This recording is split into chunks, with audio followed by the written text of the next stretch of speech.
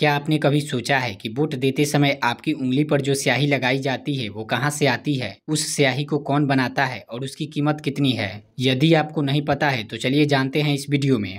आपको बता दें कि साल 1962 के लोकसभा चुनाव में पहली बार पारदर्शिता और फर्जी वोटिंग को रोकने के लिए उंगली पर स्याही लगाने की शुरुआत हुई। इसके बाद हर लोकसभा और विधानसभा चुनाव में इस पक्की स्याही का इस्तेमाल होता आया है। जब पहली बार इस स्याही का इस्तेमाल हुआ तब चुनाव आयोग का मानना था कि स्याही लगाने से कोई दोबारा वोट नहीं डाल पाएगा और वोटिंग में होने वाली धांधली को रोकी जा सकेगी। तब से आज तक सिर्फ एक ही कंपनी इस स्याही को बनाती जा रही है। इस कंपनी का नाम है Mysore paints and varnish limited. यह कर्नाटक सरकार की कंपनी है और इसकी स्थापना साल 1937 में हुई थी।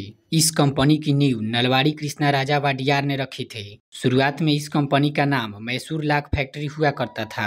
1947 में जब देश आजाद हुआ तो इस कंपनी को सरकार ने टेक ओवर कर लिया और इसका नाम बदलकर Mysore lakh and paints limited रख दिया। साल 1989 में कंपनी ने वार्निश प्रोडक्शन शुरू किया और इसके साथ ही अपना नाम भी बदल लिया। इस कंपनी का भारत की चुनावी यात्रा में अहम योगदान है। 1970 के दशक से आज तक सिर्फ इसी कंपनी को चुनाव में इस्तेमाल होने वाली स्याही को बनाने की इजाजत है। वहीं स्याही का फॉर्मूला भी सीक्रेट है और कंपनी इस फॉर्मूले को किसी के साथ शेयर नहीं कर सकती।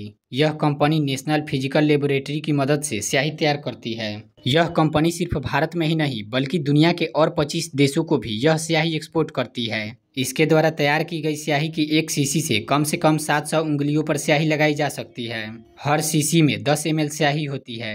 फाइनेंशियल एक्सप्रेस की एक रिपोर्ट के मुताबिक 10 ml स्याही की कीमत करीब 127 रुपये है। इस लिहाज से 1 लीटर की कीमत 12,700 रुपये होगी। वहीं 1 ml यानी कि 1 बूंद की कीमत 12 रुपये 70 पैसे होगी। इलेक्शन कमीशन ऑफ इंडिया ने 2024 के लोकसभा चुनाव के लिए Mysore paints and varnish limited company को 26 लाख वायल से ज़्यादा स्याही बनाने का जिम्मा दिया था।